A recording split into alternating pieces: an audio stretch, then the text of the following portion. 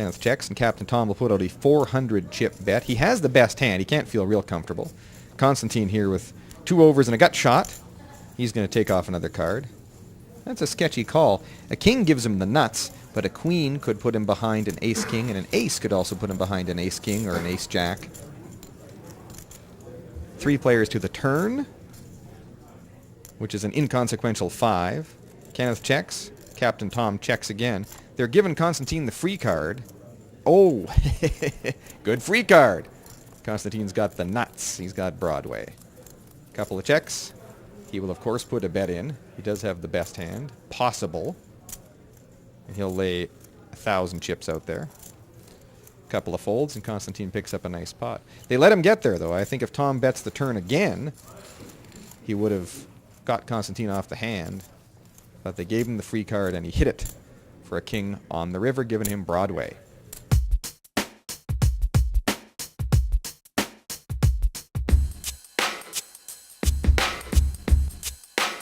A lot of players do, in fact, mark their cards. They weight their cards with a card marker. And the reason is there's this very simple rule in poker, which is protect your own hand. Okay, what happened? What happened if you pushed in the pot and mucked your card? Yeah. Why he was still holding on in your hand as much. Right. You had a chip on your hand. And he did push in the pot. That's what happened. Yeah. This is good. Oh, come on. What are you going to do? I can't penalize this player. He didn't do anything wrong, guys. I'm gonna chop up the pot back up to what he raised, give him back what he called, and the blinds. You'll go on a 15-minute break. Yeah, but he was already out. He folded on the raise anyways, right? So then we're gonna chop up the blinds, and then you're gonna move that button. Okay? The third level. You guys understand? 7:30. You made 300, right? You're gonna chop up the pot. Okay? All right. Fair decision. It's the only thing I can do, guys, because you didn't do anything wrong. You had your cards protected, right? You beat. Good decision. It was a race. You had ace queen. Protect your own hand. You're responsible for your own hand at all times. But in this situation, the player protected his hand. The original player that raised got called. The dealer now pushed the pot to the original raiser, killed his hand, and left seat 1 sitting there with his hand. So the only thing I could do is chop up the pot, because I can't penalize a player that didn't do anything wrong. What's the sign on the wall say? Floorman's decision's final.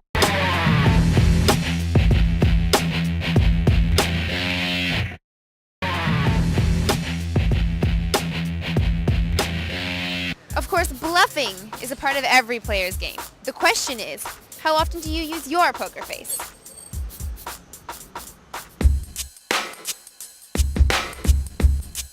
How often do I bluff? I'd have to say never. No, I'm just joking. Everybody has to bluff. You try and mix it up a bit, you have to. You got a good hand, try and make it like you don't, Or sometimes you got a good hand, you want to make it like you got a good hand, because then they'll think you don't have a good hand. So it's a little bit of reverse psychology. I don't consider myself a crazy player, but I think it's necessary to bluff a certain amount. Whenever there is an opportunity to bluff, I like to make semi-bluffs. If I had a leak in poker, it's I can be bluffed, because I play so tight. I like to play against players that are super tight, and you can really bluff them off hands. In poker, you have to play a part as well as play your cards. You've just got to sit and wait for the right time to come along. Hopefully you can sense it, you can see it, and if you've got the balls to pull it off, just push them in.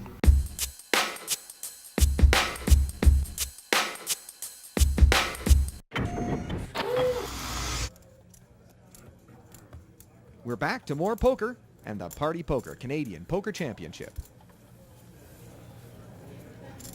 Is the fly-in Norwegian single, or are you married? Are you trying to get a date? I think he'd be a Canadian heartthrob if he'd talk a little bit. Well, you're from Canada. I'm married. Is your heart throbbing? I'm not a Canadian. Oh, sorry. Oh. Tell all the eligible ladies in Canada that you're out there. I think it was Norway. Folds to Captain Tom in the cutoff, and he'll put in a standard raise of 300. The button folds, the small blind with Jack 9 suited will fold, and the big blind will also fold his 9-6 of clubs. Captain Tom picks up a nice little steal. I often view No Limit Hold'em as a game of rock, paper, scissors. You know that the opponent who's on the button or the cutoff is likely to be stealing your blinds.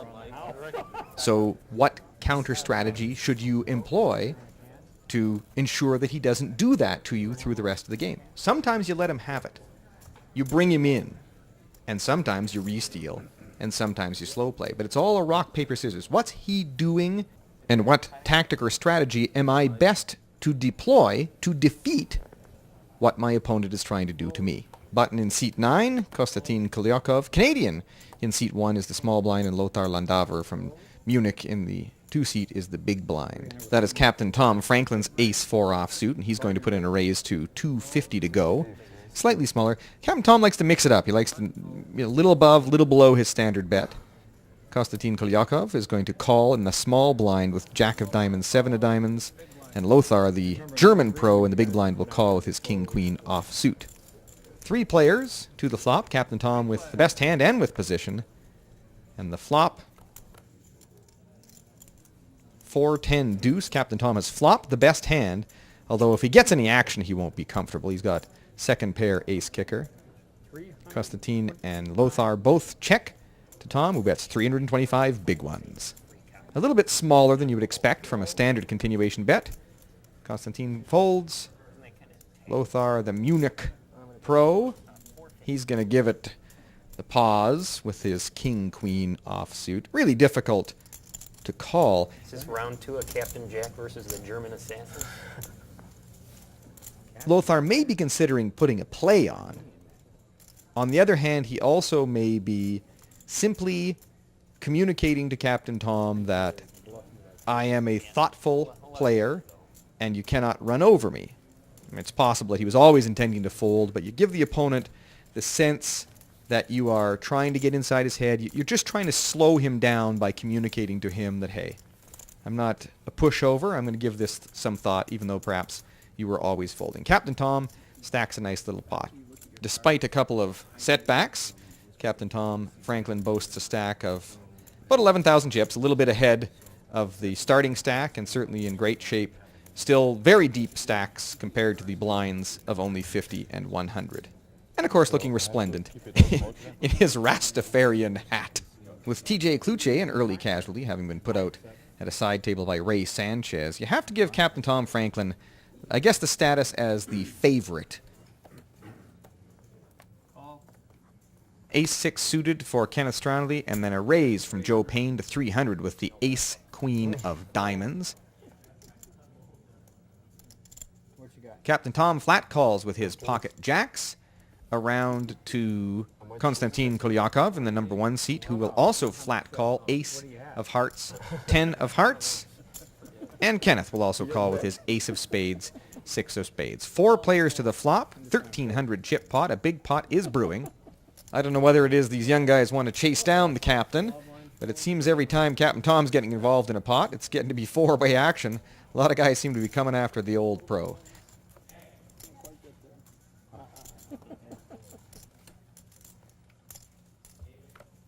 To the flop, 4-way action. This is going to be a big one. Captain Tom with top set and Konstantin with the nut flush.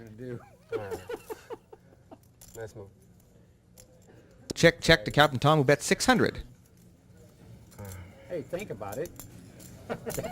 Call. Kenneth and Joe get out of the way, and it's 2 players to the turn. Konstantin has set the trap, and he is fortunate that Captain Tom has a set. The turn is an inconsequential 9.